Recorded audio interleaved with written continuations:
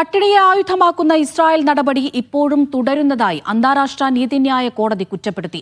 UN ഏജൻസികൾ മുഖേനയുള്ള സഹായ വിതരണം എത്രയും വേഗം പുനരാരംഭിക്കണമെന്നും കോടതി ഉത്തരവിട്ടു.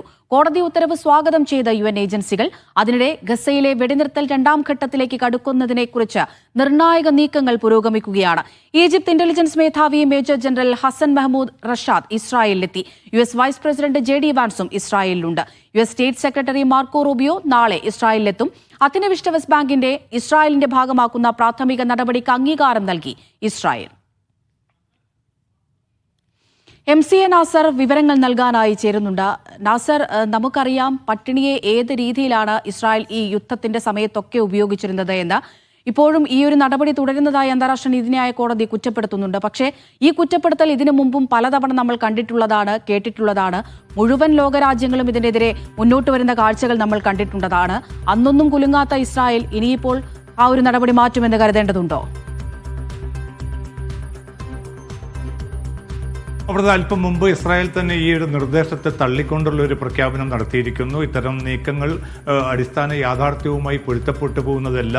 മാത്രവുമല്ല, UN ഏജൻസികളിൽ വലിയ തോതിൽ തന്നെ ഹമാസ് പോരാളികൾ നുഴഞ്ഞു കയറിയിട്ടുണ്ട്. 1500 ഹമാസ് പോരാളികളെങ്കിലും ഇപ്പോൾ യുനർവയുടെ ഭാഗമാണ്. അതുകൊണ്ട് തന്നെ തങ്ങൾ നേരത്തെ നടത്തിയ ആരോപണത്തിൽ ഉറച്ചു നിൽക്കുകയാണ്. പക്ഷേ ഈ വസ്തുതകളൊന്നും തിരിച്ചറിയാതെയും അത് ഉൾക്കൊള്ളാതെയുമാണ് അന്താരാഷ്ട്ര നീതിന്യായ കോടതിയുടെ ഭാഗത്തു നിന്നുള്ള ഈ ഇസ്രായേൽ വിരുദ്ധമായിട്ടുള്ള റിപ്പോർട്ട് പുറത്തു വന്നിരിക്കുന്നത് എന്ന കുറ്റപ്പെടുത്തലാണ് ഇസ്രായേൽ വിദേശകാര്യ മന്ത്രാലയം നടത്തുന്നത്. നേരത്തെ നമ്മൾ സൂചിപ്പിച്ചതുപോലെ തന്നെ ഈ പട്ടിണിയെ വളരെ ഫലപ്രദമായിട്ടുള്ള ഒരു ആയുധമായിട്ട് തന്നെ വികസിപ്പിച്ചെടുക്കുകയും അത് ആ സ്വഭാവത്തിൽ തന്നെ മുന്നോട്ട് കൊണ്ടുപോവുകയുമാണ് ഇസ്രായേൽ ചെയ്യുന്നതെന്നാണ് അന്താരാഷ്ട്ര നീതിന്യായ കോടതിയുടെ ഉത്തരവിലുള്ളത്. അതുമാത്രമല്ല, ഇതൊരു ഉപദേശ രൂപത്തിലുള്ള ഒരു വിധിന്യായം മാത്രമാണ്. അതിന് ഏതെങ്കിലും അർത്ഥത്തിൽ രാജ്യങ്ങളോ അല്ലെങ്കിൽ ഇസ്രായേലോ അത് അംഗീകരിച്ച് നടപ്പാക്കണമെന്ന് നിലവിലുള്ള ഒരു സാഹചര്യത്തിൽ കരുതുക അസാധ്യമാണ്. അതുകൊണ്ട് തന്നെ നേരത്തെ അമൃത സൂചിപ്പിച്ചതുപോലെ പല നിർദ്ദേശങ്ങളും അന്താരാഷ്ട്ര നീതിന്യായ കോടതിയുടെ ഭാഗത്തുനിന്നുണ്ടായെങ്കിൽ പോലും അതൊക്കെയും തള്ളുന്ന ഒരു സ്വഭാവമാണ്, അല്ലെങ്കിൽ സമീപനമാണ് ഇസ്രായേൽ സ്വീകരിക്കുന്നത്. അമേരിക്ക ഉൾപ്പെടെയുള്ള വലിയൊരു രാജ്യത്തിൻ്റെ പൂർണ്ണ പിന്തുണയുടെ ബലത്തിൽ കൂടിയാണ് ഇസ്രായേൽ ഇത്തരം ഒരു നീക്കവുമായിട്ട് മുന്നോട്ട് പോകുന്നത്. പക്ഷേ നിലവിലുള്ള ഒരു സാഹചര്യത്തിൽ എത്രയും വേഗത്തിൽ UN ഏജൻസികൾ മുഖേന ഈ ഭക്ഷണ വിതരണം, അതോടൊപ്പം തന്നെ മറ്റ് സഹായ വിതരണം വ്യാപിപ്പിക്കണം എന്നൊരു നിർദ്ദേശം കൂടിയാണ് അന്താരാഷ്ട്ര നീതിന്യായ കോടതി പുറപ്പെടുവിച്ചിരിക്കുന്നത്. ഇസ്രായേൽ അതിനെ നിരാകരിക്കുന്ന ഒരു ഘട്ടത്തിലും യുനർവ ഉൾപ്പെടെയുള്ള ഏജൻസികൾ, അന്താരാഷ്ട്ര സമൂഹം ഇതിനെ സ്വാഗതം ചെയ്യുകയാണ്. എത്രയും പെട്ടെന്ന് ഈ മനുഷ്യർക്ക്, കാരണം 2 കൊല്ലത്തോളമായി അതിദയനീയമായിട്ടുള്ള ഒരവസ്ഥയിലൂടെ കടന്നു പോകുന്ന ഒരു മനുഷ്യർ ഒരു ഭാഗത്ത്, ഒരു അധിനിവേശ രാജ്യം എന്ന നിലയ്ക്ക് അവർക്ക് ഭക്ഷണം നൽകുക, അവർക്ക് ആവശ്യമായിട്ടുള്ള സൗകര്യങ്ങൾ ഒരുക്കി നൽകുക എന്നത് ഇസ്രായേലിൻ്റെ ബാധ്യതയാണ്. പക്ഷേ ആ ബാധ്യത ഇസ്രായേൽ നിർവഹിക്കണം എന്നതാണ് അന്താരാഷ്ട്ര നീതിന്യായ കോടതിയുടെ ഉത്തരവിൻ്റെ ഉള്ളടക്കം. ഇതെല്ലാ UN-ൻ്റെ ഏജൻസികളും സ്വാഗതം ചെയ്യുന്നുണ്ട് എങ്കിൽ പോലും ഞാൻ നേരത്തെ സൂചിപ്പിച്ചതുപോലെ ഇസ്രായേലും അമേരിക്കയും ഇത്തരം നീക്കങ്ങളെ പൂർണ്ണമായി തന്നെ തള്ളുന്ന ഒരു സമീപനം കൂടിയാണ് സ്വീകരിച്ചിരിക്കുന്നത്. അതെ, പിന്നെ എന്ത് ചെയ്യും എന്നുള്ളൊരു ചോദ്യം തന്നെയാണ് നിലനിൽക്കുന്നത്. നാസർ, നമുക്കറിയാം ഈ വെടിനിർത്തൽ എന്നുള്ളൊരു തീരുമാനത്തിലേക്ക് എത്തിയതിന് പിന്നാലെ ലക്ഷക്കണക്കിന് ആളുകളാണ് പിറന്ന നാട്ടിലേക്ക് മടങ്ങിയെത്തിക്കൊണ്ടിരുന്നത്. അപ്പോൾ ഇവർക്ക് അവശ്യ സാധനങ്ങൾ നൽകേണ്ടതുണ്ട്. കഴിഞ്ഞ 2 വർഷമായി കൊടും ദാരിദ്ര്യത്തിലൊക്കെ ജീവിക്കുന്ന ആളുകളാണ്. അപ്പോൾ നിലവിൽ ഈ റഫ അതിർത്തി വഴിയുള്ള സഹായ വിതരണം അത് ഏത് രീതിയിലാണ് നാസർ നടക്കുന്നത്? അവിടുത്തെ ഈ റഫ അതിർത്തി തുറക്കണമെന്നത് ഈ കരാറിൻ്റെ, വെടിനിർത്തൽ കരാറിൻ്റെ ഏറ്റവും സുപ്രധാനമായിട്ടുള്ളൊരു ഭാഗമായിരുന്നു. പക്ഷേ ഇന്നിപ്പോൾ 12 ദിവസങ്ങൾ പിന്നിടുകയാണ് ഈ കരാർ പ്രാബല്യത്തിൽ വന്നിട്ട്. ഇതുവരെയും റഫ അതിർത്തി തുറക്കുന്നത് സംബന്ധിച്ച് ഔദ്യോഗികമായിട്ടുള്ളൊരു പ്രഖ്യാപനം പോലും ഇസ്രായേലിൻ്റെ ഭാഗത്തു നിന്നും ഉണ്ടായിട്ടില്ല. മാത്രമല്ല, അമേരിക്ക പോലും ശക്തമായിട്ടുള്ള സമ്മർദ്ദം ചെലുത്തുന്നതായിട്ട് ട്രംപ് ഭരണകൂടം വ്യക്തമാക്കുന്നുണ്ട്. പക്ഷേ എങ്കിൽ പോലും റഫ അതിർത്തി തുറന്നെങ്കിൽ മാത്രമേ കൂടുതൽ ചരക്ക് വസ്തുക്കൾ ഈ ഗസയിലേക്ക് എത്തിച്ചേരുന്ന സാഹചര്യം ഉണ്ടാവുകയുള്ളൂ. ഈ കരാറിൽ വ്യക്തമാക്കിയത് ദിനംപ്രതി 600 ട്രക്കുകളെങ്കിലും ഗസയിലേക്ക് അനുവദിക്കണമെന്നാണ്. പക്ഷേ ഈ 12 ദിവസം പിന്നിടുന്ന ഒരു ഘട്ടത്തിൽ ആകെ 1000-ഓ 1100-ഓ ട്രക്കുകൾ മാത്രമാണ്. അതായത് 12000 ട്രക്കുകൾ കടന്നു വരേണ്ട ഒരു ഘട്ടത്തിൽ വളരെ ചുരുങ്ങിയ ട്രക്കുകളിലുള്ള ഭക്ഷ്യോൽപ്പന്നങ്ങൾ മാത്രമാണ് ഇപ്പോൾ ഗസയിലേക്ക് എത്തിയിരിക്കുന്നത്. അതുകൊണ്ട് തന്നെ പട്ടിണി നിലവിലുള്ള ഒരു സാഹചര്യത്തിൽ അതേ സ്വഭാവത്തിൽ തന്നെ തുടരുന്നു എന്നാണ് UN ഏജൻസികൾ വ്യക്തമാക്കുന്നത്. കാരണം ഗസ സിറ്റിയിലേക്കും വടക്കൻ ഗസയിലൂടെ വിവിധ പ്രദേശങ്ങളിലേക്കും തിരിച്ചെത്തിയ ലക്ഷക്കണക്കിന് മനുഷ്യരുണ്ട്. അവർ ഏറ്റവും കടുത്ത പട്ടിണിയിലൂടെ തന്നെയാണ് മുന്നോട്ട് പോകുന്നത്. ഒരു ദിവസം ഒരു നേരത്തെ ഭക്ഷണം പോലും അവർക്ക് ലഭ്യമാക്കാൻ തങ്ങൾക്ക് സാധിക്കുന്നില്ല എന്ന് UN ഏജൻസികൾ വിലപിക്കുന്ന ഒരു സാഹചര്യം നിലവിലുണ്ട്. ഇതിനെ മറികടക്കണമെങ്കിൽ പൂർണ്ണമായിട്ടും ഈ റഫ അതിർത്തി തുറക്കുകയും അങ്ങനെ ഒരു വിലക്കുകളുമില്ലാതെ ട്രക്കുകൾക്ക് കടന്നു വരാൻ ഉള്ള സൗകര്യം ഒരുക്കണം. അത് ഭക്ഷണ വെള്ളത്തിൻ്റെ കാര്യത്തിൽ മാത്രമല്ല, താൽക്കാലിക ടെൻറ്റുകൾ ഉൾപ്പെടെയുള്ള സൗകര്യങ്ങൾ, മരുന്ന് ലഭ്യത ഇപ്പോൾ പോലും ലഭ്യമല്ലാത്തൊരു സാഹചര്യം നിലനിൽക്കുന്നുണ്ട്. മിക്ക ആശുപത്രികളും അടച്ചുപൂട്ടപ്പെടുകയോ ഭാഗികമായിട്ട് തകർക്കപ്പെടുകയോ ചെയ്തൊരു സാഹചര്യത്തിൽ രോഗികൾക്ക്, കാരണം ഏറ്റവും ചുരുങ്ങിയത് 10,000 പേരെങ്കിലും പരിക്കേറ്റവരായിട്ട് ഗസയിലുണ്ട്. ആ മനുഷ്യർക്ക് ഏറ്റവും ഗുരുതരമായിട്ടുള്ള പരിക്കേറ്റ അവരെ ഗസയ്ക്ക് പുറത്തേക്ക് കൊണ്ടുപോകണമെന്ന അഭ്യർത്ഥന പോലും ഇനിയും അതിന് ശാശ്വതമായിട്ടുള്ള ഒരു പരിഹാരമുണ്ടാക്കാനുള്ള ഒരു നീക്കവും അന്തർദേശീയ സമൂഹത്തിൻ്റെ ഭാഗത്തുനിന്നും ഉണ്ടാവുന്നില്ല. ആകെ ഹമാസ് ഈ ഒരു കരാർ ലംഘിച്ചു എന്നൊരു കുറ്റപ്പെടുത്തൽ അമേരിക്ക നടത്തുന്നു എന്നതല്ലാതെ ഈ പക്ഷത്തു നിന്നുകൊണ്ടുള്ള പലസ്തീൻ പക്ഷത്തു നിന്നുള്ള ഒരു ഉദാരപൂർണ്ണമായിട്ടുള്ള നടപടികൾ സ്വീകരിക്കുന്നത് സംബന്ധിച്ച് ഏതെങ്കിലും അർത്ഥത്തിലുള്ള ഒരു പ്രതികരണം പോലും ട്രംപ് ഭരണകൂടത്തിൻ്റെ ഭാഗത്തു നിന്നോ അദ്ദേഹത്തിൻ്റെ ഉദ്യോഗസ്ഥരുടെ ഭാഗത്തു നിന്നോ ഉണ്ടാകുന്നില്ല. പക്ഷേ അതേസമയം അമേരിക്കയുടെ പശ്ചിമേഷ്യൻ പ്രതിനിധി സ്റ്റീവ് വിറ്റ്കോഫ്, ട്രംപിൻ്റെ ഉപദേശകൻ ജറദ് കുഷ്നർ, ഇനിയിപ്പോൾ നാളെ US state secretary Marco Rubio എന്നിവരും ഇസ്രായേലിലെത്തുന്നുണ്ട്. ഇതൊക്കെ ഒരു ഭാഗത്ത് നടക്കുകയും ചർച്ചകൾ ത്വരിതഗതിയിൽ തന്നെ മുന്നോട്ട് പോകുന്നുമുണ്ട്. അതിൽ ആ ചർച്ചയുടെ ഒക്കെയും കേന്ദ്രബിന്ദു എന്നത് ഹമാസിനെ നിരായുധീകരിക്കുകയും യുദ്ധാനന്തര ഗസയുടെ ഭരണ സംവിധാനം ആർക്ക് നൽകണമെന്ന അത്തരം ചോദ്യങ്ങളിലേക്ക് മാത്രമാണ് ഈ ചർച്ചകളും ഈ ആശയവിനിമയങ്ങളും ഒക്കെ നീളുന്നത്. നേരെമറിച്ച് ഈ ലക്ഷക്കണക്കിന് മനുഷ്യർ പെടുന്ന പട്ടിണിയെക്കുറിച്ചോ അവരനുഭവിക്കുന്ന ദുരിതത്തെക്കുറിച്ചോ അവർക്ക് ഏറ്റവും എളുപ്പത്തിൽ ഭക്ഷണം ലഭ്യമാക്കാനുള്ള സംവിധാനങ്ങളെക്കുറിച്ചോ ആ അർത്ഥത്തിലുള്ള ഒരു ഇച്ഛാശക്തിയോടുകൂടിയുള്ള ഒരു ചർച്ചയോ നടപടികളോ ഉണ്ടാകുന്നില്ല എന്നതാണ് ഏറ്റവും ദുഃഖകരമായിട്ടുള്ള വസ്തുത. അമൃത, അതെ, അത് തന്നെയാണ്. ഇപ്പോൾ ഈ ചർച്ചകളെ കുറിച്ച് നാസർ പറയുകയുണ്ടായി. നമുക്കറിയാം US വൈസ് പ്രസിഡന്റ് ഇസ്രായേൽ തുടരുകയാണ്. അതുപോലെ തന്നെ ഈജിപ്ത് ഇന്റലിജൻസ് മേധാവി ഇസ്രായേലിൽ എത്തുന്നു എന്ന് മനസ്സിലാക്കുന്നു. ഈ രണ്ടാം ഘട്ട ചർച്ചകൾ, വെടിനിർത്തൽ ചർച്ചകൾ നിലവിൽ നടക്കുന്നുണ്ടോ നാസർ? അങ്ങനെയാണെങ്കിൽ ആരാണ് ഈ ചർച്ചകൾക്ക് നേതൃത്വം നൽകുന്നത്? ഇതിൽ എന്തെങ്കിലും ഒരു പ്രതീക്ഷയ്ക്ക് വകയുണ്ടോ? ഇവിടുത്തെ ഈ ഘട്ടത്തിൽ, കാരണം ആദ്യഘട്ടത്തിലുള്ള ഈ വ്യവസ്ഥയും കരാറുകളും അംഗീകരിക്കാനുള്ള ഒരു സന്നദ്ധതയും ഇസ്രായേലിൻ്റെ ഭാഗത്തുനിന്ന് ഉണ്ടായിട്ടില്ല. കാരണം ബന്ദികളെ കൈമാറണമെന്ന് പറഞ്ഞു. 20 ബന്ദികളെയും ഒരുമിച്ച് തന്നെ ഹമാസ് കൈമാറി. പിന്നെയുള്ളത് 28 ബന്ദികളുടെ മൃതദേഹങ്ങളാണ്. അതിൽ പകുതിയിലേറെ മൃതദേഹങ്ങളും ഇന്നലെ 2 മൃതദേഹങ്ങൾ കൂടി കൈമാറിയതോടുകൂടി ഏതാണ്ട് 14-ലധികം മൃതദേഹങ്ങൾ ഇപ്പോൾ കൈമാറിക്കഴിഞ്ഞു. ഇനി വളരെ ചുരുങ്ങിയ മൃതദേഹങ്ങളാണ്. അത് കണ്ടെത്തിയാൽ ഉടൻ അതും കൈമാറാൻ തങ്ങൾ ഒരുക്കമാണെന്ന് ഹമാസ് പറയുന്നത്. അതായത് കരാർ പൂർണ്ണമായിട്ട് പാലിക്കാനുള്ള സന്നദ്ധതയും അതിനുള്ള പ്രായോഗികമായിട്ടുള്ള നടപടികളുമായിട്ട് ഹമാസ് മുന്നോട്ട് പോകുന്നുണ്ട്. പക്ഷേ ആ ഘട്ടത്തിൽ പോലും ഇപ്പോൾ ഈ ഒരു 12 ദിവസത്തിനുള്ളിൽ നടന്ന ആക്രമണങ്ങളിലൂടെ ചുരുങ്ങിയത് 114-ലധികം പലസ്തീനികളാണ് കൊല്ലപ്പെട്ടിരിക്കുന്നത്. കാരണം യെല്ലോ ലൈനിലേക്ക് സൈന്യം പിന്മാറിയിട്ടുണ്ട്. ആ ഭാഗത്തേക്ക് വന്ന പലസ്തീനികളെയാണ് തങ്ങൾ കൊന്നൊടുക്കിയതെന്ന് സൈന്യം വ്യക്തമാക്കുന്നു. പക്ഷേ ഇതൊക്കെയും പ്രകോപനപരമായിട്ടുള്ള നടപടികൾ രൂപപ്പെടുത്തുക എന്ന കൃത്യമായിട്ടുള്ള ലക്ഷ്യത്തോടു കൂടിയാണ് ഇസ്രായേൽ പെരുമാറിക്കൊണ്ടിരിക്കുന്നത്. അതിൻ്റെ ഭാഗമായിട്ടാണ് ബന്ദികളെ വിട്ടുകിട്ടിയിട്ടില്ലെങ്കിൽ ഉടൻ തന്നെ വെടിനിർത്തൽ കരാർ ലംഘിക്കുകയും ആക്രമണം പുനരാരംഭിക്കുകയും ചെയ്യുമെന്ന് ഇസ്രായേൽ ഭീഷണിപ്പെടുത്തുന്നത്. തൽക്കാലം ട്രംപ് ഭരണകൂടത്തിൻ്റെ ഇടപെടലിലൂടെ അത്തരം നീക്കങ്ങളിൽ നിന്ന് ഇസ്രായേലിനെ പിന്തിരിപ്പിക്കാൻ സാധിച്ചിട്ടുണ്ട്. നേരത്തെ അമൃത സൂചിപ്പിച്ചതുപോലെ വൈസ് പ്രസിഡന്റ് JD വാൻസ് ഇപ്പോൾ തന്നെ ഇസ്രായേലുണ്ട്. ഇന്നും അദ്ദേഹം നെതന്യാഹു ഉൾപ്പെടെയുള്ള നേതാക്കളുമായിട്ട് സംസാരിച്ചിരുന്നു. സ്റ്റീവ് വിറ്റ്കോഫും ജറദ് കുഷ്നറും ഒക്കെയുണ്ട്. അതിന് പുറമെയാണ് ഇപ്പോൾ മാർക്കോ റൂബിയോ നാളെ വീണ്ടും ഇസ്രായേലിലെത്തുന്നത്. ഇത്തരം ചർച്ചകളൊക്കെ നടക്കുന്നത് ഇസ്രായേലിനെ ഈ ഒരു വെടിനിർത്തൽ ലംഘിക്കാതിരിക്കാനുള്ള നീക്കം അല്ലെങ്കിൽ സമ്മർദ്ദം ചെലുത്തുന്നതിൻ്റെ ഭാഗമായിട്ടാണെന്ന് അമേരിക്ക വ്യക്തമാക്കുന്നു. പക്ഷേ അമേരിക്കയുടെ ലക്ഷ്യം എന്നത് ഈ ഗസ പൂർണ്ണമായിട്ടും ഹമാസിനെ നിരായുധീകരിക്കുക അല്ലെങ്കിൽ ഒരു ബദൽ സർക്കാർ സംവിധാനം രൂപപ്പെടുത്തുക എന്നതാണ്. പക്ഷേ ഒരു ബദൽ ഇസ്രായേലിന് അനുകൂലമായ നിലപാടിൽ തന്നെയാണ് അമേരിക്ക നിൽക്കുന്നത്. നമുക്കറിയാം. മറ്റൊരു പ്രധാനപ്പെട്ട കാര്യം നാസർ, നമുക്കറിയാം ഈ അധിനിവേശ വെസ്റ്റ് ബാങ്കിനെ ഇസ്രായേലിന്റെ ഭാഗമാക്കുന്ന നടപടികൾക്ക് ഇസ്രായേൽ തുടക്കം കുറിച്ചിട്ടുണ്ട് എന്നാണ് മനസ്സിലാക്കുന്നത്. ഈ ഒരു നടപടി എങ്ങനെയാണ് നോക്കി കാണേണ്ടത്?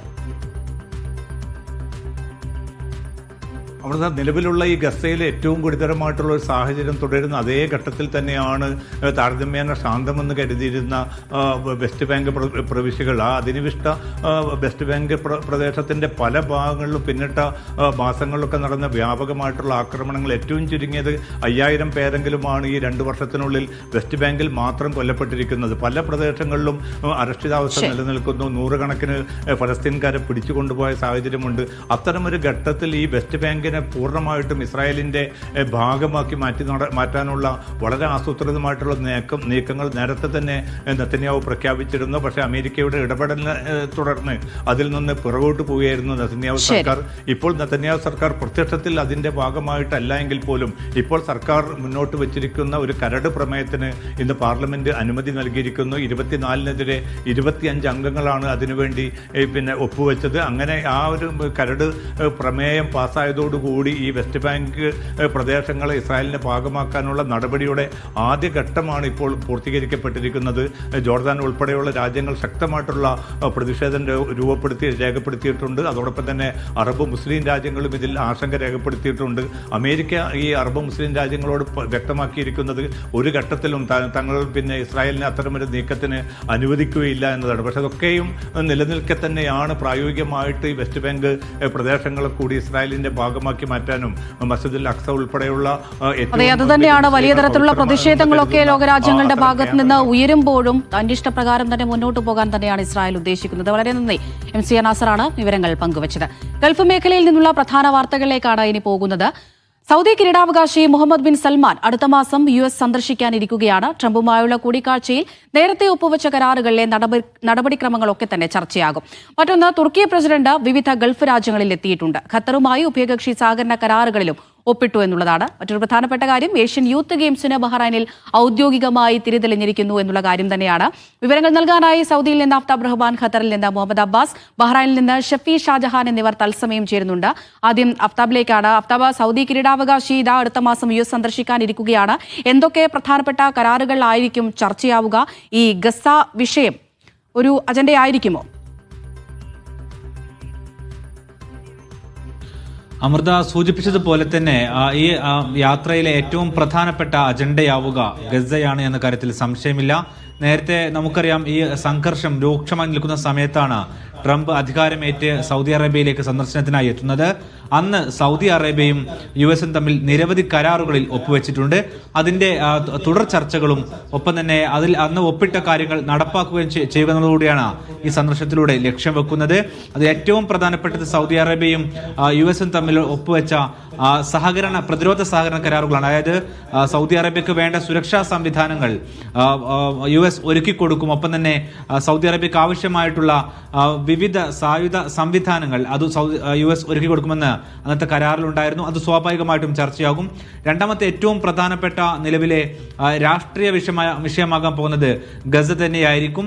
അതിൽ ഏറ്റവും നിർണായകമായതും ഒരുപക്ഷെ എല്ലാവരും ഉറ്റുനോക്കുന്നതുമായ വിഷയം സൗദി അറേബ്യയും ഇസ്രായേലും വീണ്ടും ഒരു നയതന്ത്ര ബന്ധത്തിലേക്കുള്ള ചർച്ചാ സാധ്യത തെളിയുമോ എന്നുള്ളതാണ്. അതിൽ സൗദി അറേബ്യ നേരത്തെ തന്നെ ഈ ഗസ വംശഹത്യക്ക് ശേഷം അവരുടെ നിലപാട് വ്യക്തമാക്കിയിട്ടുണ്ട്. 1967 അതിർത്തികളോടെ ഫലസ്തീൻ രാഷ്ട്രം രൂപീകരിക്കാതെ ഇസ്രായേലുമായി നയതന്ത്ര ബന്ധത്തിലേക്ക് പോകില്ല എന്നുള്ളതാണ് സൗദി അറേബ്യയുടെ നിലവിലുള്ള പ്രഖ്യാപിത നിലപാട്. അതുകൊണ്ട് തന്നെ ഇസ്രായേലിനെ സംബന്ധിച്ചിടത്തോളം ഫലസ്തീൻ രാഷ്ട്രം എന്നുള്ളത് അവരുടെ അജണ്ടയിൽ തന്നെ ഇല്ല. അതുകൊണ്ട് ഈ ഒരു പ്രശ്നത്തിനിടയിൽ US സംബന്ധിച്ചിടത്തോളം സൗദി അറേബ്യയും ഇസ്രായേലും ബന്ധത്തിലേക്ക് പോകേണ്ടത് അവരെ സംബന്ധിച്ചിടത്തോളം മേഖലയിലെ സുരക്ഷാ കാരണങ്ങളാൽ അനിവാര്യമാണ്. അതുകൊണ്ട് അത്തരമൊരു ചർച്ചയിലേക്ക് US കാര്യങ്ങൾ നീക്കുമോ? അങ്ങനെയെങ്കിൽ എന്തെല്ലാം ചർച്ചകളായിരിക്കും അതിൽ മുന്നോട്ട് വരിക? അതിൽ ഫലസ്തീൻ രാഷ്ട്രത്തിന്റെ ഭാവി എവിടെയായിരിക്കും എന്നുള്ളതെല്ലാം തന്നെ ഈ ചർച്ചയിൽ സ്വാഭാവികമായിട്ടും ചർച്ചയാകും. സൗദി അറേബ്യയുമായി ഏറ്റവും മികച്ച ബന്ധം നിലനിൽക്കുന്ന ഒരു രാജ്യം കൂടിയാണ് US എന്ന് മാത്രമല്ല, ട്രംപിന് തന്നെയും വ്യക്തിപരമായ താല്പര്യങ്ങൾ സൗദി അറേബ്യയിലുണ്ട്. അദ്ദേഹത്തിന് സ്വന്തമായ പദ്ധതികളുള്ള സ്ഥലം കൂടിയാണ് സൗദി അറേബ്യ. ആ നിലക്കെല്ലാമുള്ള ചർച്ചകൾ സ്വാഭാവികമായിട്ടും ഇതിനകത്ത് കടന്നുവരും. മറ്റൊന്ന് AI ഉൾപ്പെടെയുള്ള പുത്തൻ സാങ്കേതിക വിദ്യകളും ഒപ്പം തന്നെ നൂതന സാങ്കേതിക വിദ്യകളുടെയും സഹായം US നിന്നും സൗദി അറേബ്യയിലേക്ക് എത്തിക്കുന്നത് കൂടിയാണ് ഇതിന്റെ ലക്ഷ്യം. ഇതിൽ ഔദ്യോഗികമായ ഒരു പ്രഖ്യാപനം സൗദി അറേബ്യയോ അല്ലെങ്കിൽ US നടത്തിയിട്ടില്ല. പക്ഷേ അന്താരാഷ്ട്ര മാധ്യമങ്ങൾ, പ്രത്യേകിച്ച് അന്തർദേശീയ വാർത്താ ഏജൻസികൾ ഇക്കാര്യം നിരന്തരം എന്നോളം ഇപ്പോൾ റിപ്പോർട്ട് ചെയ്യുന്നുണ്ട്. അടുത്ത മാസം നവംബറിലായിരിക്കും അദ്ദേഹത്തിന്റെ സന്ദർശനം ഉണ്ടാവുക എന്നാണ് ഈ റിപ്പോർട്ടുകളിൽ പറയുന്നത്. അമൃത. ശരി, അഫ്താബ് റഹ്മാനാണ് വിവരങ്ങൾ നൽകിയത്.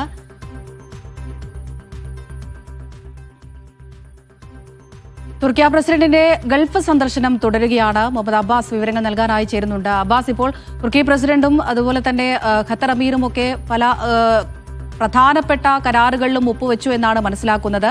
ഏതൊക്കെ മേഖലകളിലായാണ് ഈ കരാറുകൾ ഉള്ളത്?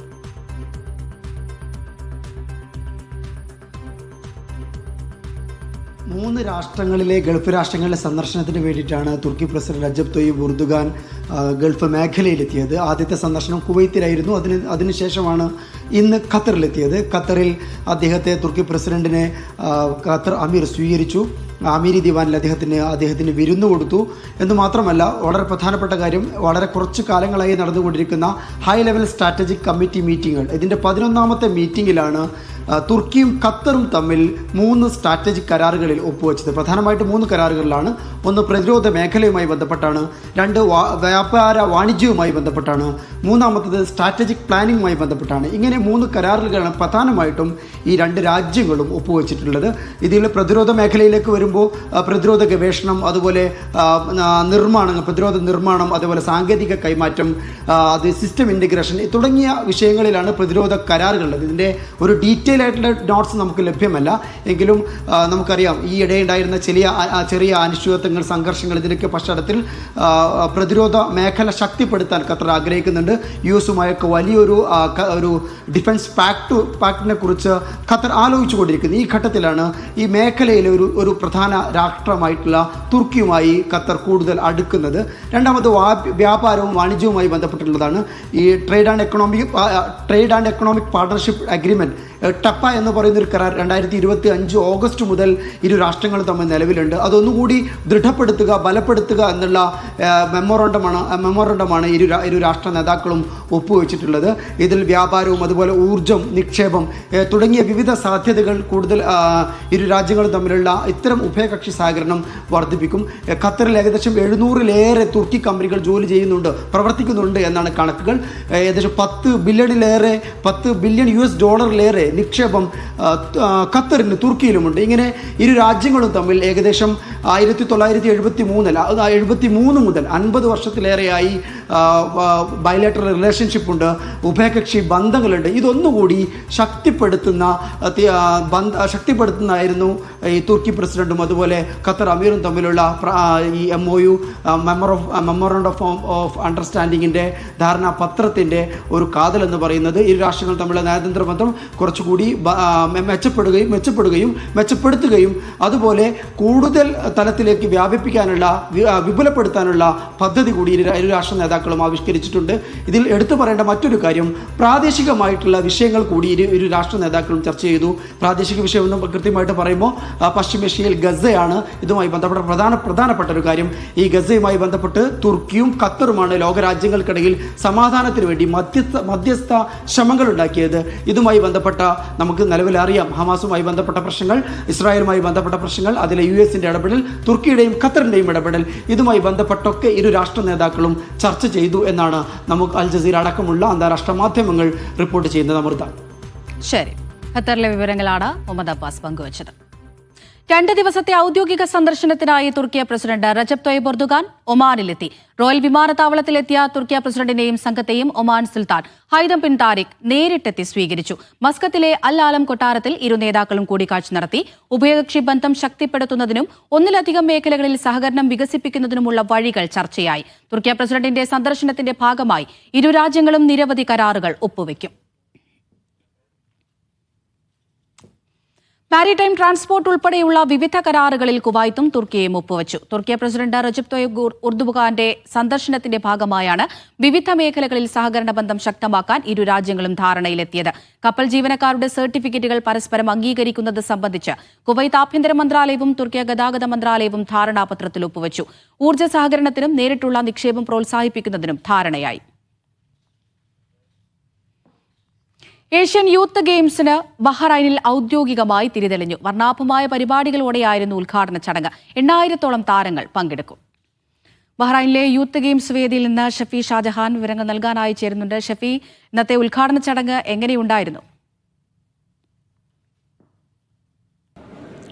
അമൃത പ്രൗഢഗംഭീരമായ പരിപാടികളോടുകൂടിയാണ് മൂന്നാമത് ഏഷ്യൻ യൂത്ത് ഗെയിംസിന് ഇന്ന് ബഹ്റൈനിൽ ഔദ്യോഗികമായി തുടക്കമായിരിക്കുന്നത്.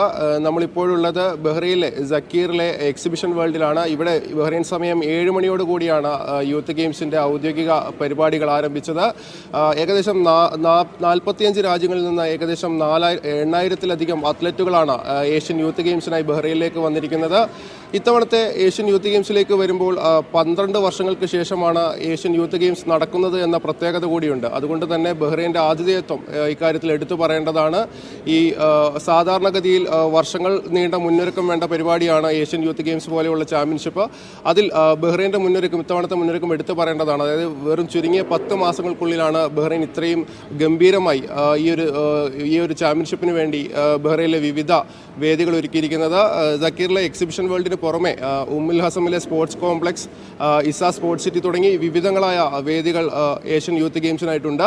ഔദ്യോഗികമായി ഗെയിംസ് ഇന്നാണ് തുടങ്ങുന്നതെങ്കിലും കഴിഞ്ഞ ദിവസങ്ങളിൽ തന്നെ മത്സരങ്ങൾ ആരംഭിച്ചിരുന്നു. അതിൽ ഇന്ത്യയിലേക്ക് വരുമ്പോൾ ഇന്ത്യയിൽ നിന്ന് 222 താരങ്ങളാണ് ഏഷ്യൻ യൂത്ത് ഗെയിംസിനായി ബഹ്റൈനിലേക്ക് എത്തിയിരിക്കുന്നത്. അതിൽ ഇന്ത്യയുടെ മെഡൽ വേട്ടയ്ക്ക് തുടക്കമിട്ടുകൊണ്ട് 15 വയസ്സുകാരി ഖുഷി ഖുറാഷ് എന്ന വിഭാഗത്തിൽ വെങ്കല മെഡൽ നേടിയിരുന്നു കഴിഞ്ഞ ദിവസം.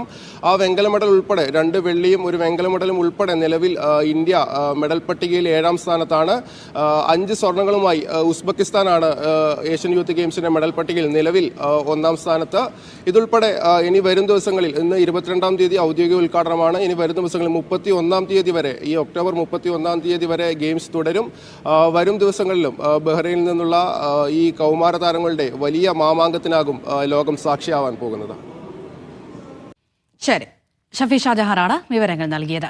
50 രാജ്യങ്ങൾ മാറ്റുരയ്ക്കുന്ന അറബിക് റീഡിംഗ് ചാലഞ്ചിന്റെ ഫൈനലിൽ ഇന്ത്യയുടെ പ്രതിനിധിയായി മലയാളി വിദ്യാർത്ഥി. മലപ്പുറം വാണിയമ്പലം സ്വദേശി മുഹമ്മദ് സാബിത്താണ് 3 കോടി കുട്ടികൾ മാറ്റുരച്ച മത്സരത്തിന്റെ ഫൈനലിലെത്തിയത്. അറബി മാതൃഭാഷയല്ലാതെ ഫൈനലിൽ ഇടം നേടിയ 2 പേരിൽ ഒരാൾ കൂടിയാണ് മുഹമ്മദ് സാബിത്ത്. ദുബൈയിൽ നടക്കുന്ന ചാലഞ്ചിന്റെ അവസാനഘട്ട ജേതാക്കളെ നാളെ ദുബൈ ഭരണാധികാരി പ്രഖ്യാപിക്കും. ദുബൈയിൽ നിന്ന് ഷിനോജ് ഷംസുദ്ദീൻ വിവരങ്ങൾ നൽകും.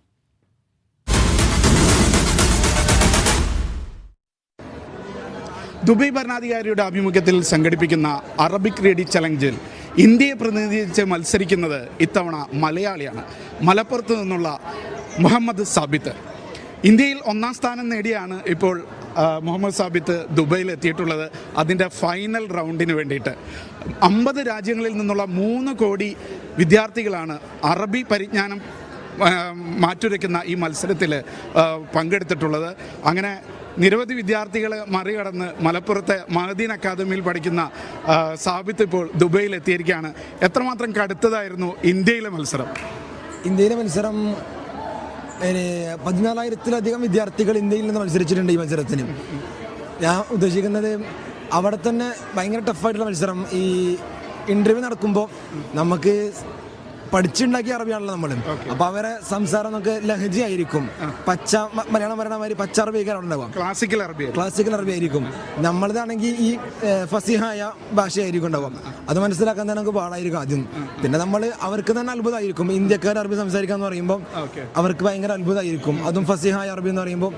അങ്ങനെ അള്ളാഹുവിന്റെ തൗഫീഖ് കൊണ്ട് ഇതിന് കിട്ടി. ഇൻഷാ അല്ലാഹ് അവിടെ ഇമാറാത്തിലെത്തിയിരിക്കുകയാണ്. ഫൈനൽ റൗണ്ടിലാണ് ഇന്ത്യയെ പ്രതിനിധീകരിക്കുന്നത് സാബിത്താണ്. എന്താണ് പ്രതീക്ഷകൾ? ഇൻഷാ അല്ലാഹ് ഇപ്പോൾ ഇന്നലെ രാവിലെ ആയിരുന്നു ഈ മത്സരം ഉണ്ടായിരുന്നത്. ജാലിയത്തിന്റെ ഇന്റർവ്യൂ ഇന്നലെ രാവിലെ കഴിഞ്ഞു. അതിൽ 50-ലധികം വിദ്യാർത്ഥികൾ, രാജ്യത്തുനിന്ന് വിദ്യാർത്ഥികൾ. അതിൽ നിന്ന് ഞാനും ഒരു ഇന്തോനേഷ്യക്കാരനുമായിട്ടുള്ള വിദ്യാർത്ഥിയാണ് ഇപ്പോൾ ഈ പഠിച്ച് ക്ലാസിക്കൽ അറബി അല്ലാതെ ഉള്ള അറബി ഉണ്ടല്ലോ അത് സംസാരിച്ച് ഇന്റർവ്യൂ പങ്കെടുത്തത്. ബാക്കിയുള്ളവരെല്ലാം ഈ ഇസ്രായേലിൽ നിന്നുള്ളവരാണെങ്കിലും ഒക്കെ ഇപ്പം നിലവിൽ സ്വിറ്റ്സർലാൻഡിലും അമേരിക്കയിലും ഒക്കെ കാരണം അവർ ഒപ്പാണ് മത്സരിക്കണ്ടായിരുന്നത്. അതായത് അറബി മാതൃഭാഷ അല്ലാത്ത 2 പേരെ ഇതിൽ മത്സരിക്കുന്നുള്ളൂ. അതെ, അറബി മാതൃഭാഷ അല്ലാത്ത 2 പേര് മാത്രം മത്സരിക്കുന്നു. ബാക്കിയുള്ള 50-ൽ ബാക്കിയുള്ളവർ മുഴുവൻ അറബി മാതൃഭാഷയായവരാണ്. ഈ ജാലിയാത്ത് എന്ന് പറയുന്ന അറബി മാതൃഭാഷ അല്ലാത്തവർക്കുള്ള ഇതിലുണ്ടല്ലോ അതിൽ മത്സരിക്കുന്നത് വേറെ തന്നെയാണ്. ഇപ്പൊ ഇതൊരു റീഡിംഗ് ചലഞ്ച് ആണല്ലോ. അതിൽ എത്ര പുസ്തകങ്ങൾ റെഫർ ചെയ്തിട്ട് വേണം ഇതിൽ വരാൻ? ഇതിൽ പങ്കെടുക്കാൻ ഇവർ വെക്കുന്ന ടാർഗറ്റ് 25 പുസ്തകം റെഫർ ചെയ്ത് വായിച്ചിട്ട് അതിന്റെ റിവ്യൂ അവർക്ക് അയച്ചു കൊടുത്താൽ മതി. എന്നാലും നമ്മൾ ഇവർ ഇന്റർവ്യൂ അഭിമുഖീകരിക്കുമ്പോൾ ചോദിക്കും എത്രത്തോളം പുസ്തകം വായിച്ചിട്ടുണ്ടൊക്കെ. അപ്പോൾ ഞാൻ അവർ പറയാൻ അഥവാ അസൂയായിട്ട് തന്നെ 300-ലധികം പുസ്തകങ്ങൾ അറബിയിൽ വായിച്ചിട്ടുണ്ട് അങ്ങനെയൊക്കെ പറയുമ്പോഴാണ് അങ്ങനെ പറയും യഥാർത്ഥത്തിൽ പറയും. അപ്പോഴാണ് അവർക്ക് ഇതിനുള്ള മാർക്കൊക്കെ കൂടുന്നത്. അങ്ങനെ ഇതിനു വേണ്ടിയിട്ട് തിരഞ്ഞെടുത്തത് 25 പുസ്തകങ്ങൾ മാത്രമാണ്. ഓക്കെ. മലപ്പുറത്ത് എവിടെയാണ് ശരിക്കും വീട്? മലപ്പുറത്ത് വാണിയമ്പലം, വണ്ടൂർ വാണിയമ്പലം, അവിടെ നിന്നാണ് വരുന്നത്. ഓക്കെ. മഹദിനിൽ എന്താണ് പഠിക്കുന്നത്? എന്തൊക്കെ കോഴ്സാണ് ചെയ്യുന്നത്? മഹദിന് നിലവിൽ ഇപ്പോൾ +2 പഠിച്ചുകൊണ്ടിരിക്കുന്നു. കൊമേഴ്സ് പഠിച്ചുകൊണ്ടിരുന്നു. 8ാം ക്ലാസ്സിലേക്ക് അവിടെ ജോയിൻ ചെയ്തു. അവിടെ അതൊരു ടേണിംഗ് പോയിന്റ് ആയിരുന്നു എൻ്റെ. അഥവാ ഞാൻ നാട്ടിലായിരുന്ന സമയത്ത് പഠനമൊന്നും ഉണ്ടായിരുന്നില്ല. ലോക്ക്ഡൗണൊക്കെ ആയ സമയത്ത് ആകെ പോയ അവസ്ഥയിലായിരുന്നു. പിന്നെ അവിടെ ഇൽത്തിഹാക്ക് ചെയ്തതിന് ശേഷമാണ് തൗഫീഖല്ല പഠിക്കാനുള്ള ഒരു ഉന്മേഷമൊക്കെ വന്നു. അങ്ങനെ 10 ++ ആയി, +1 ++ ആയി. ഇനി +2 എഴുതിക്കൊണ്ടിരിക്കാൻ നിൽക്കുകയാണ്. അള്ളാഹു തൗഫീഖ് നൽകട്ടെ. നാളെയാണ് ഇതിന്റെ റിസൾട്ട് വരുന്നത് അല്ലേ? അതെ, നാളെ റിസൾട്ട് വരും. തസ്വിയത്തിന് ഹായ്, ഫൈനൽ റിസൾട്ട് നാളെ വരും. പ്രതീക്ഷിക്കാം ഇൻഷാ അല്ലാഹ്. എന്തായാലും നമുക്ക് പ്രതീക്ഷയോടുകൂടി കാത്തിരിക്കാം. ഇന്ത്യയിൽ നടന്ന മത്സരത്തിൽ 2ാം സ്ഥാനം കിട്ടിയ ആളാണ് നമ്മളോടൊപ്പം ഉള്ളത്. പേരൊന്ന് പറയാമോ? പേര് നാസിഹ മുഹയ്യദ്ദീൻ. ഓക്കെ. ഇപ്പോൾ 2ാം സ്ഥാനക്കാരനും ഇവിടെ വന്ന് ഇതൊക്കെ കാണാനും ഒക്കെ ഉള്ള അവസരമുണ്ട് അല്ലേ? അതെ അതെ. അപ്പോൾ അടുത്ത വർഷം 1ാം സ്ഥാനക്കാരനായിട്ട് UAE എത്തുമായിരിക്കും. ഇൻഷാ അല്ലാഹ്. അല്ലാഹു തൗഫീഖ് നൽകട്ടെ. എത്ര പേരാണ് അവിടെ നിന്ന് ഇപ്പോൾ മത്സരിച്ചവരിൽ നിന്ന് ഇവിടെ ഇത് കാണാനൊക്കെ ആയിട്ട് എത്താൻ കഴിയുക? അവിടെ ആദ്യം 3 സ്ഥാനക്കാർക്കാണ് ഇവിടെ വരാൻ ചാൻസ് ഉള്ളത്. 3ാം സ്ഥാനം കിട്ടിയ ആൾ എത്തിയിട്ടില്ലേ? എത്തിയിട്ടുണ്ട്. വേറൊരു ഹോട്ടലിലാണ് അവർ വന്നിട്ടുള്ളത്. അതൊരു പെൺകുട്ടിയാണെന്ന് തോന്നുന്നു അല്ലേ? പെൺകുട്ടിയാണ്. ഡൽഹിയിൽ. ഇന്ത്യക്കാരിയല്ല. ഡൽഹി സൗദി സ്കൂളിൽ പഠിക്കുന്ന ഒരു പെൺകുട്ടിയാണ്. എല്ലാ വർഷവും മദനിയിൽ നിന്നുള്ള കുട്ടികളാണോ ഇവിടെ എത്താറുള്ളത്? അല്ല, ഇതൊരു പബ്ലിക് പരിപാടിയാണ് എന്ന് പറഞ്ഞാൽ ആർക്കും പങ്കെടുക്കാം. അങ്ങനെ ഈ പ്രാവശ്യം തന്നെ ഇന്ത്യയിൽ നിന്ന്, കേരളം അടക്കമുള്ള ഇന്ത്യയുടെ വിവിധ സംസ്ഥാനങ്ങളിൽ നിന്ന് 14,000 വിദ്യാർത്ഥികൾ, 70 സ്കൂളുകളിൽ നിന്നായി 14,000 വിദ്യാർത്ഥികൾ പങ്കെടുത്തിട്ടുണ്ട്. അവരിൽ നിന്ന് തിരഞ്ഞെടുക്കപ്പെടുന്ന ഇന്ത്യാതലത്തിൽ 1, 2, 3 സ്ഥാനം കിട്ടിയ കുട്ടികൾക്കാണ് ഇവിടെ വരാനും അതിൽ 1ാം സ്ഥാനം കിട്ടിയ കുട്ടിക്ക് ഇവിടെ ഇന്ത്യയെ പ്രതിനിധീകരിച്ച് മത്സരിക്കാനുള്ള അവസരം ഉണ്ടായിരിക്കും. എന്തായാലും ഇനി മണിക്കൂറുകൾ മാത്രമാണ് ഇതിൻ്റെ ഫൈനൽ റിസൾട്ട് വരാനുള്ളത്. എന്തായാലും നമുക്ക് പ്രതീക്ഷയോടുകൂടിയും പ്രാർത്ഥനയോടുകൂടിയും കാത്തിരിക്കാം. അക്ഷയ് പേരാവൂരിനൊപ്പം ഷിനോ ഷംസുദ്ദീൻ, മീഡിയ 1, ദുബായ്. സൗദിയിലെ പബ്ലിക് ഇൻവെസ്റ്റ്മെന്റ് ഫണ്ടിന് കീഴിൽ നടക്കുന്ന ഫ്യൂച്ചർ ഇൻവെസ്റ്റ്മെന്റ് ഇനിഷ്യേറ്റീവിൽ തുടർച്ചയായി 4ാം തവണയും മീഡിയ 1 മാധ്യമ പങ്കാളിയാകും. തന്ത്രപ്രധാന കരാറിൽ മീഡിയ 1ഉം FII ഇൻസ്റ്റിറ്റ്യൂട്ടും ഒപ്പുവെച്ചു. സൗദി കിരീടാവകാശിയുടെ മേൽനോട്ടത്തിലുള്ള സമ്മേളനത്തിന് ഈ മാസം 27 മുതൽ 30 വരെ റിയാദ് റിസ് കാൾട്ടൺ വേദിയാകും.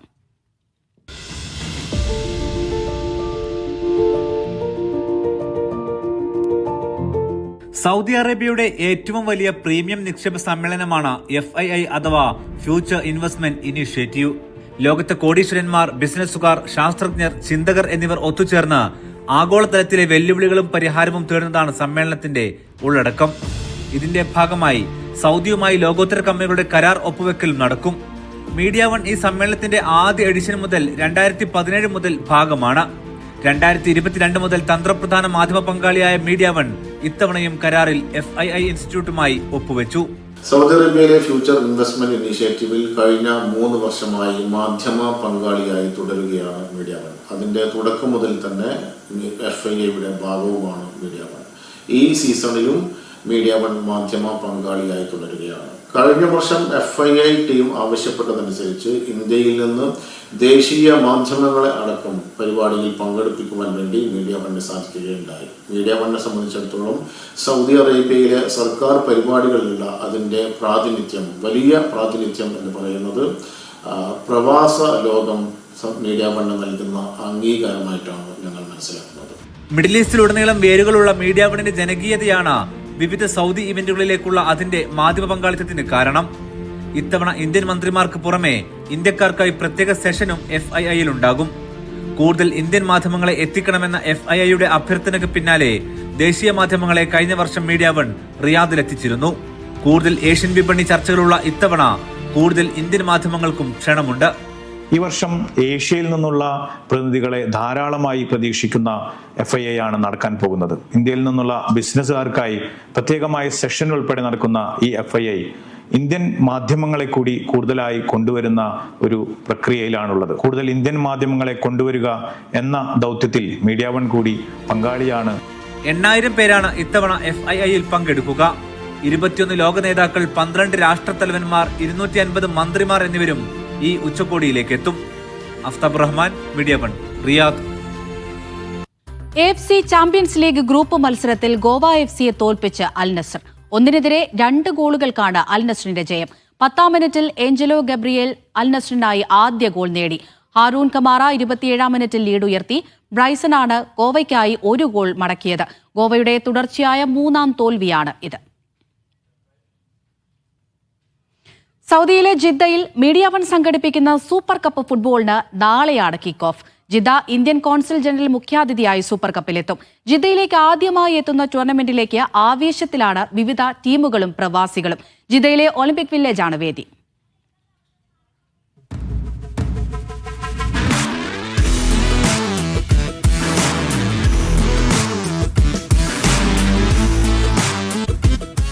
ഇക്കാണുന്ന ഒളിമ്പിക് വില്ലേജിൽ നാളെ വൈകിട്ട് 7-ന് മീഡിയ വൺ സൂപ്പർ കപ്പിനുള്ള യുദ്ധം തുടങ്ങും. 8 ടീമുകൾ, ഓരോന്നും ഒന്നിനൊന്ന് മെച്ചം. പരിശീലനം പൂർത്തിയാക്കി നാളെ അവർ കളത്തിലിറങ്ങും.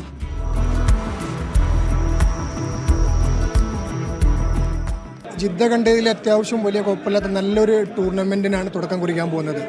ഇതിൽ അഖിലേന്ത്യയിൽ വിടവിളിപ്പുള്ള ഒരുപാട് താരങ്ങളുമായിട്ടാണ് ഞങ്ങൾ ഈ ടൂർണമെൻറ്റിനെ സമീപിക്കുന്നത്. കപ്പടിക്കുക എന്നതിൽ കുറഞ്ഞ് മറ്റൊരു ഉദ്ദേശം ഞങ്ങൾക്കില്ല.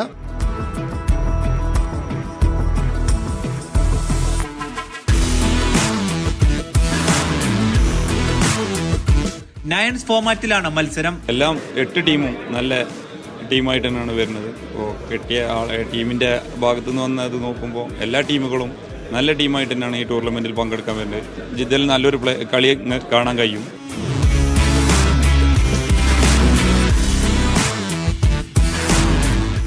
പ്രാക്ടീസും കാര്യങ്ങളും എല്ലാം ഉണ്ട്. നല്ല സജ്ജീകരണത്തിൽ തന്നെയാണ് ടീം ഇറക്കുന്നുണ്ട്. ഇൻഷാ അല്ലാഹ് കപ്പടിക്കണം എന്നുള്ള പ്രതീക്ഷയിൽ തന്നെയാണ് നമ്മൾ ടീം ഇറക്കുന്നുണ്ട്. ആ വാശിയിൽ തന്നെയാണ്.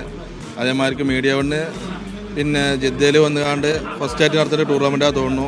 റിയാദിലും ദമാമിലും ഇപ്പോൾ ടൂർണമെൻറ്റ് കഴിഞ്ഞു. സോഷ്യൽ മീഡിയയിലൊക്കെ കാണലുണ്ട്. നല്ല അടിപൊളി ടൂർണമെൻറ്റാണ്. അപ്പോൾ ആ ഒരു സ്പിരിറ്റൊക്കെയാണ് നമ്മളും ടീം ഇറക്കുന്നുണ്ട്. കഴിഞ്ഞ ആഴ്ച കണ്ടിന്യൂസ് ആയിട്ട് പ്രാക്ടീസിലാണ്. പ്രത്യേകിച്ച് വില്ലേജ് ഈ സ്റ്റേഡിയം എന്ന് പറഞ്ഞാൽ തന്നെ കുട്ടികളെല്ലാം വളരെ ആകാംക്ഷയോടെ കാത്തിരിക്കുകയാണ് അന്നത്തെ ദിവസത്തിന് വേണ്ടിയിട്ട്.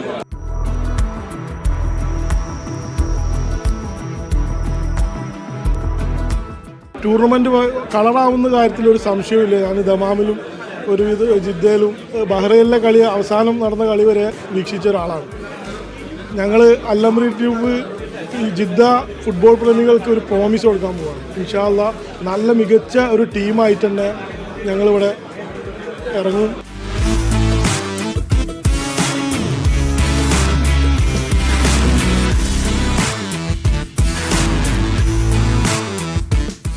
Jeddah Indian consul general Fahad Ahmed Khan Suri മുഖ്യാതിഥിയായി എത്തും.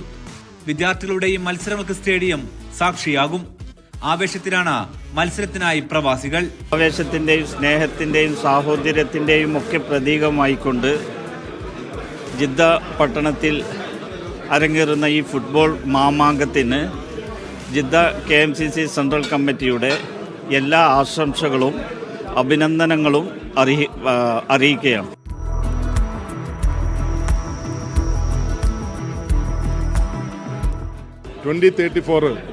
വേൾഡ് കപ്പ് ഫുട്ബോളിന് ഫിഫയുടെ ആതിഥ്യം വഹിക്കുന്ന രാജ്യമാണ് സൗദി അറേബ്യ. ഇവിടെ ഇതാ മീഡിയ വണ്ണിൻ്റെ സൂപ്പർ കപ്പ് ആദ്യമായി ജിദ്ദയിലെത്തുകയാണ്. ജിദ്ദയിലെ ഒളിമ്പിക്സ് വില്ലേജിൽ ഈ ഫുട്ബോൾ എത്തുമ്പോൾ ആവേശത്തിന് ഒരു അതിരുമുണ്ടാകുകയില്ല. ഫുട്ബോളിൻ്റെ ഒരു ഈറ്റില്ലമെന്ന് പറയാൻ കഴിയുന്ന തരത്തിൽ വലിയ ആവേശത്തോടെ കാണികൾ, ഫുട്ബോൾ പ്രേമികൾ തിങ്ങിച്ചേരുന്ന ഒരു പ്രദേശമാണ് ജിദ്ദ. അതുകൊണ്ട് തന്നെ മീഡിയ വൺ സംഘടിപ്പിക്കുന്ന ഈ ടൂർണമെൻറ്റ് എല്ലാ തലത്തിലും ഇത് വലിയൊരു വിജയമാകുമെന്ന കാര്യത്തിൽ സംശയമില്ല.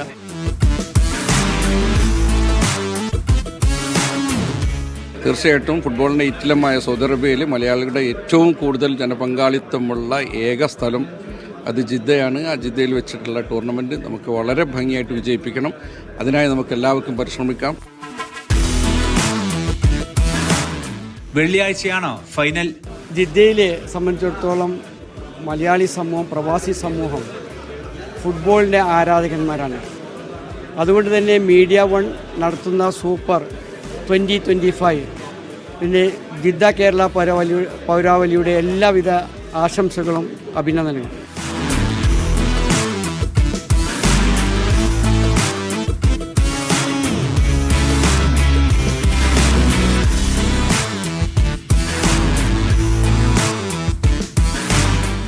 കാഫ് ലോജിസ്റ്റിക്സ് ആണ് മത്സരത്തിന്റെ ടൈറ്റിൽ സ്പോൺസർ.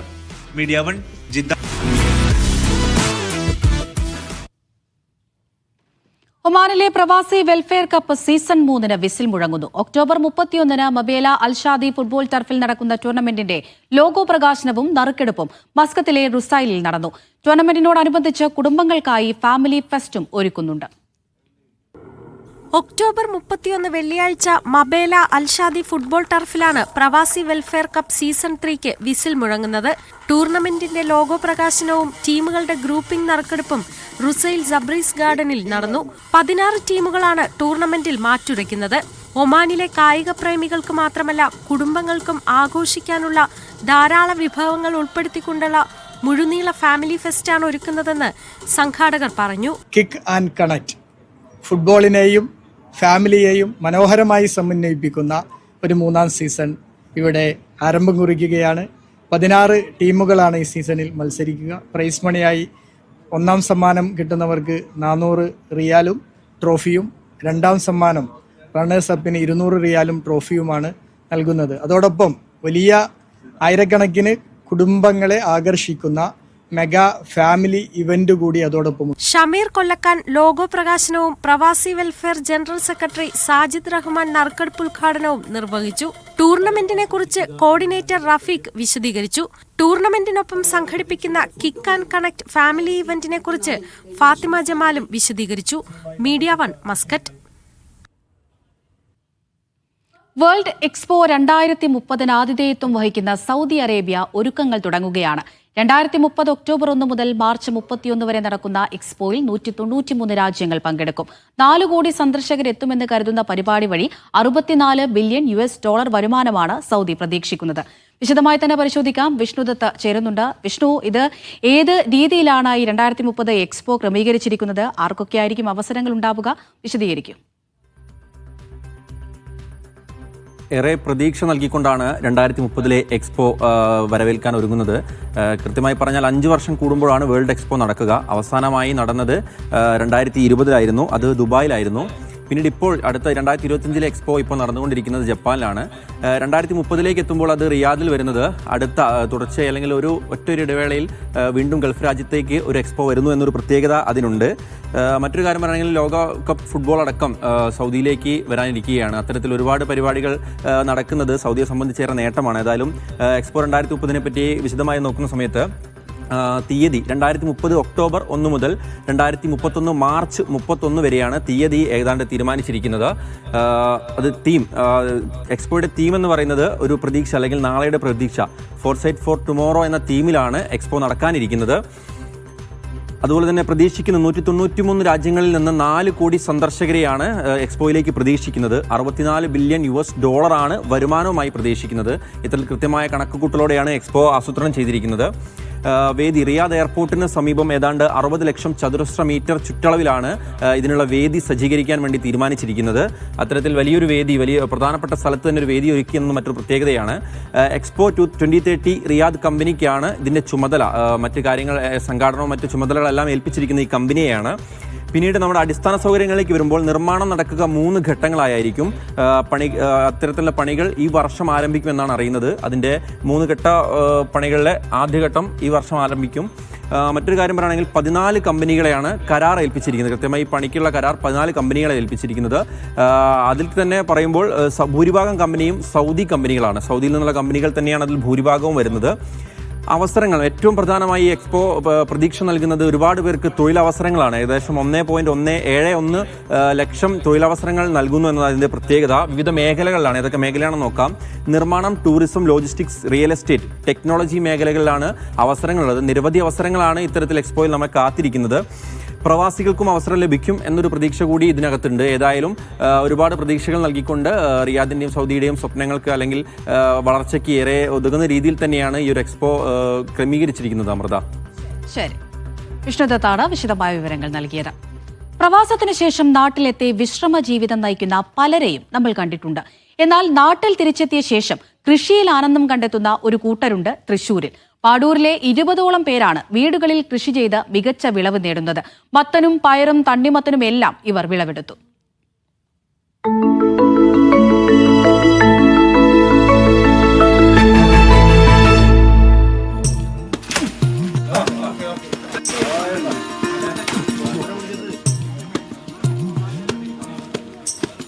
മണലാരണ്യങ്ങളിൽ അധ്വാനിച്ച് കുടുംബത്തെ കരകയറ്റിയ ശേഷം നാട്ടിലെത്തിയിട്ടും അധ്വാനിക്കുകയാണ് ഇക്കൂട്ടർ.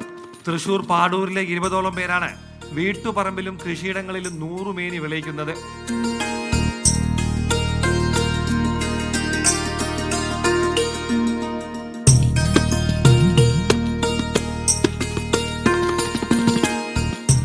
അഞ്ച് ഏക്കറോളം ഭൂമിയിലാണ് കൃഷി.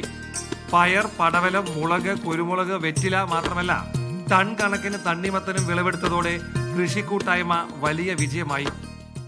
അതൊരു വരുമാന മാർഗമായിട്ടല്ല, ഒരു ലാഭം ഉണ്ടായിട്ടുമല്ല, അതിനൊരു വലിയൊരു സാറ്റിസ്ഫാക്ഷൻ ഉണ്ട്. കാരണം ഇപ്രാവശ്യം അല്ലെങ്കിൽ കഴിഞ്ഞ പ്രാവശ്യമൊക്കെ നമ്മൾ കൃഷി ഇറക്കിയിട്ട് നമുക്ക് വലിയ ലാഭങ്ങളൊന്നും ഉണ്ടായിട്ടില്ല.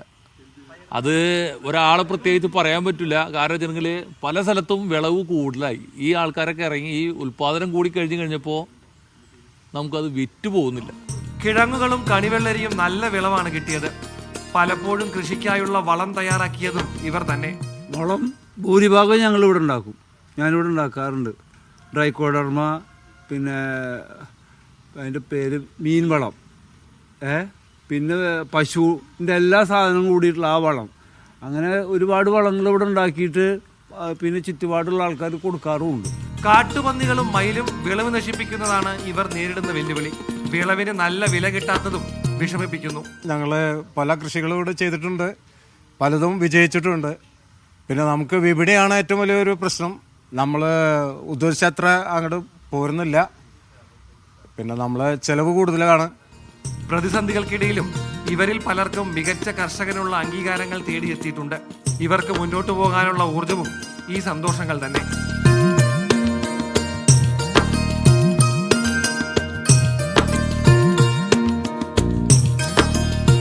തൃശ്ശൂരിൽ നിന്നും Aneesh കാഞ്ഞങ്ങാടിനൊപ്പം Nataraj Parasuram, media 1.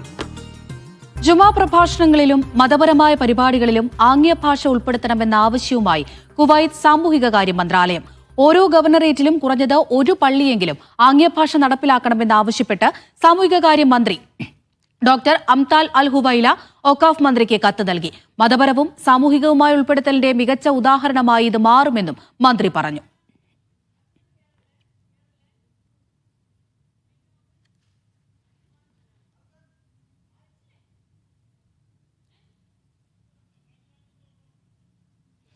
UAE-യിലെ Ajman എമിറേറ്റിലെ Manama മേഖലയിൽ സാധാരണക്കാരായ പ്രവാസികൾക്ക് റിയൽ എസ്റ്റേറ്റ് മേഖലയിൽ നിക്ഷേപത്തിന് സാധ്യത വർദ്ധിക്കുന്നു.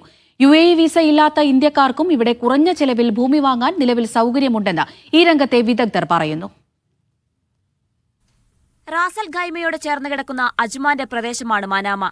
ഇവിടെ പ്രവാസികൾക്ക് കുറഞ്ഞ ചെലവിൽ ഭൂമി സ്വന്തമാക്കാനും വീട് നിർമ്മിക്കാനും ഇപ്പോൾ എളുപ്പമാണ്. ഫ്രീ ഹോൾഡ് നിയമപ്രകാരം UAE-യിലെ ഈ ഭൂമി ആജീവനാന്തം പ്രവാസിയുടെ സ്വന്തമായിരിക്കും. നാട്ടിൽ ഭൂമി വാങ്ങുന്നതിനേക്കാൾ എളുപ്പത്തിൽ അജ്മാനിലെ മനാമയിൽ സ്വന്തം പേരിൽ ഭൂമി വാങ്ങാനും വീട് വയ്ക്കാനും സാധിക്കുമെന്ന് റിയൽ എസ്റ്റേറ്റ് രംഗത്ത് പ്രവർത്തിക്കുന്നവർ പറയുന്നു.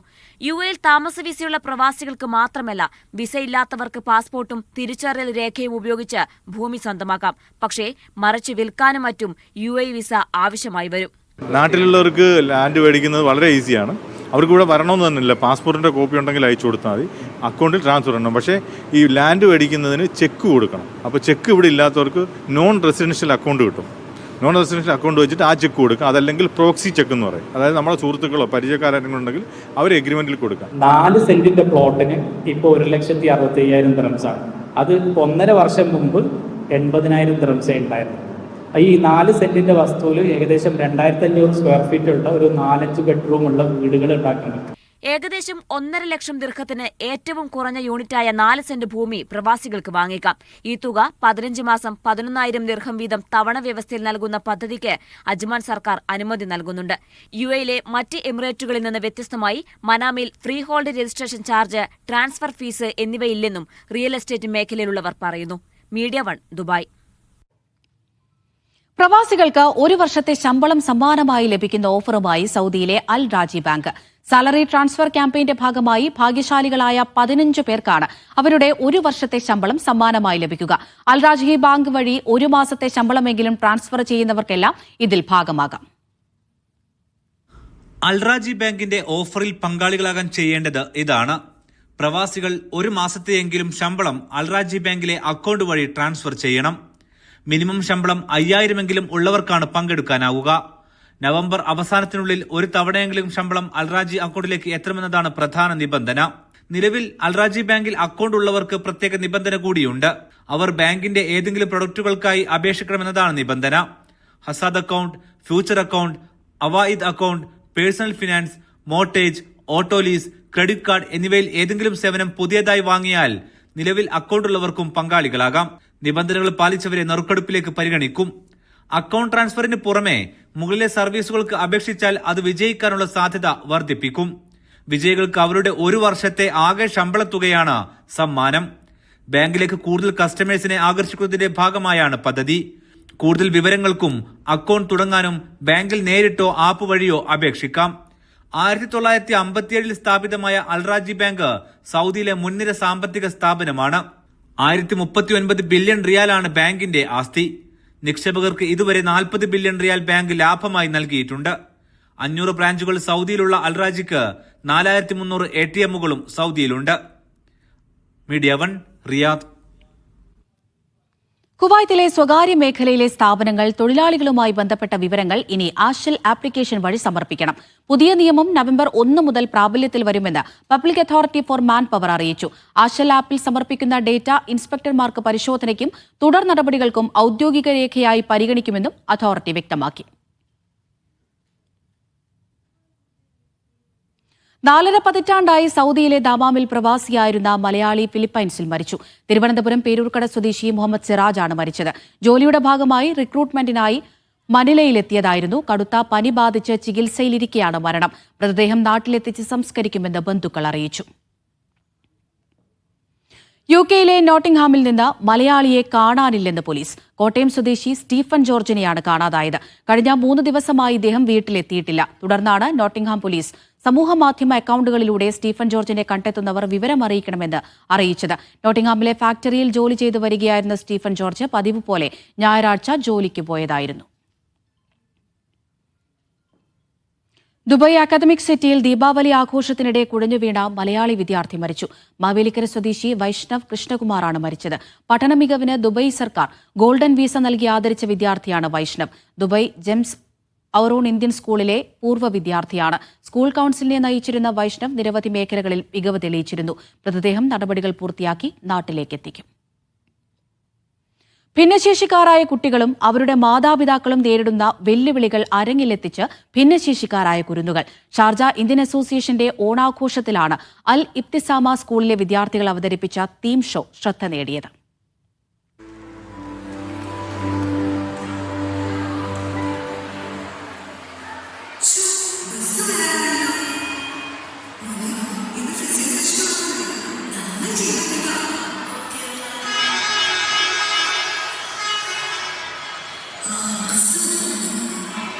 സമൂഹത്തിലെ autism, intellectual disability, down syndrome ബാധിച്ച കുട്ടികളുടെയും മാതാപിതാക്കളുടെയും പലവിധ പ്രശ്നങ്ങളാണ് അരങ്ങിലെത്തിച്ചത്. നിറഞ്ഞ സദസ്സിനോട് ചോദ്യങ്ങൾ ചോദിച്ചും വിദ്യാർത്ഥികളും അധ്യാപകരും നാടകരൂപത്തിൽ അഭിനയിച്ചുമാണ് അവതരിപ്പിച്ചത്. സമൂഹത്തിന്റെ മനോഭാവവും സമത്വത്തെക്കാൾ നീതിപൂർണമായ ആവശ്യത്തിനും അനുസരിച്ചുള്ള സഹായവും ചേർത്തുപിടിക്കലുമാണ് ഓരോ ഭിന്നശേഷിക്കാർക്കും ആവശ്യമെന്ന് മനസ്സിലാക്കി കൊടുക്കുന്നതായിരുന്നു പ്രമേയം. കൂടാതെ സമൂഹത്തിൽ ഭിന്നശേഷിക്കാരോട് മാറേണ്ട സമീപനങ്ങളും ഇൻക്ലൂസീവ് എഡ്യൂക്കേഷന്റെയും ദിനേനയുള്ള ഇന്റൻസീവ് ട്രെയിനിങ്ങുകളുടെയും തെറാപ്പികളുടെയും പ്രാധാന്യവുമൊക്കെ ചർച്ചാ വിഷയമായി.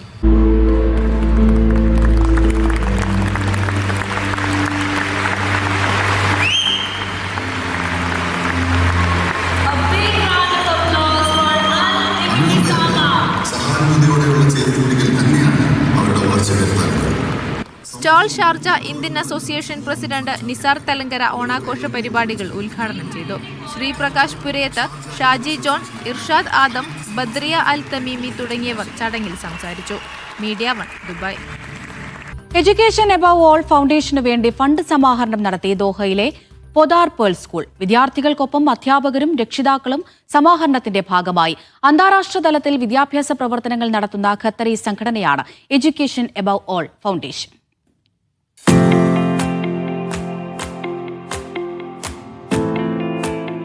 പുതുമയുള്ള പല വഴികളാണ് പണം കണ്ടെത്താൻ വിദ്യാർത്ഥികൾ സ്വീകരിച്ചത്. ചിലർ കവിളിൽ ചിത്രം വരച്ചു കൊടുത്തു, ചിലരോ നല്ല മുഞ്ചൽ മൈലാഞ്ചി ഇട്ടു, മറ്റു ചിലർ കാർട്ടൂൺ വരച്ചു. അതിനിടെ സ്കൂൾ പ്രസിഡന്റ് എത്തി. നാട മുറിച്ച് ഉദ്ഘാടനം.